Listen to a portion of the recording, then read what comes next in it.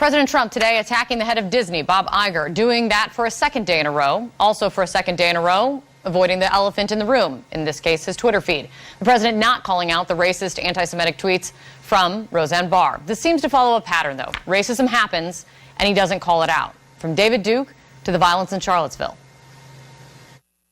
Well, I do think there's blame. Yes, I think there's blame on both sides. You look at both sides.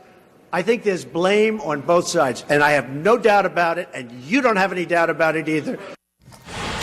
All right, joining me right now, Keith Boykin, CNN political commentator and former Clinton White House aide, and Margaret Hoover, CNN political commentator and the host of the renewed Firing Line on PBS, which premieres tomorrow. Congratulations, Margaret. Thank you. All right, let's get to it. Margaret, it does seem a pattern. Major event happens, racism occurs, Donald Trump struggles to just call it out. David Duke, Charlottesville, Roseanne Barr. Why does he resist calling out racism when it occurs?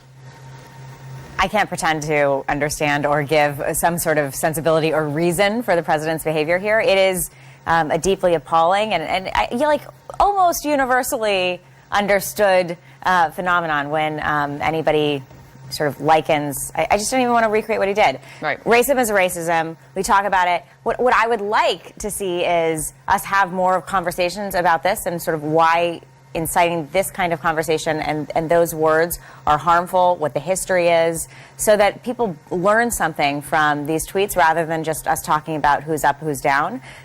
Because there is a real history of racism in this country, and the racism today looks different than Bull Connor racism from the 1960s, but it's still there. And we should have these conversations and use them as teaching moments. Keith, with this conversation, and it happened in some of our previous conversations over the last couple days, I've heard a lot of whataboutism, we'll call it, right? Since this Roseanne thing blew up. The latest example occurred last night with Samantha Bee. Watch. Ivanka Trump, who works at the White House, chose to post the second most oblivious tweet we've seen this week. You know, Ivanka, that's a beautiful photo of you and your child, but let me just say, one mother to another, do something about your dad's immigration practices, you feckless c***. He listens to you. You say? Well, I mean, I think the point she was trying to make was about immigration. I think the point got lost in her comment. And I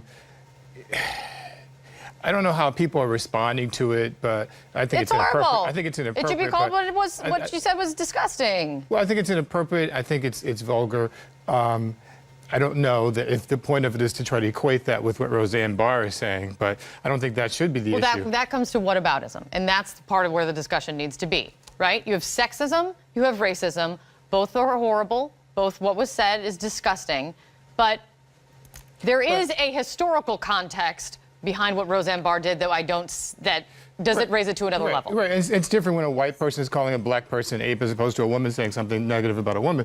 But I think that the larger point here that is missing is the culture that is being generated from the president and the top. We had presidents in the past, Democrat and Republican, who tried to bring our country together. You know, Lincoln talked about the better angels of our nature. Obama tried to heal the nation, said there were no red states and blue states. Donald Trump exists to divide us. Everything he does is divisive. This whole Roseanne thing, we talked about this yesterday. It could have been a slam dunk for him just to say this was wrong, is inappropriate, but he didn't do that. And I think the reason why he's doing this, honestly, I thought about this last night. I think he's doing it because he wants to continue to have this perpetual outrage among his base so they can have a reason to vote for the Republican candidates in the midterms. There's no justification for him not to call out Roseanne for her racist behavior. We gotta go. What he is doing is hitting on these themes of cultural resentment that motivate his base, and you're exactly right. I don't even think he plans this or he thinks about it as strategically as politically, like what's going to happen in the midterms, but he knows that it riles up the crowd that loves him. Right, it riles them up, but even if he called it out, they're not going to leave him. They love him that much. I mean, that's the thing that kind of sticks with me. Guys, thanks so much. Appreciate it. Coming up, the Trump administration hits key allies with new tariffs, the markets dropping in response. Details ahead.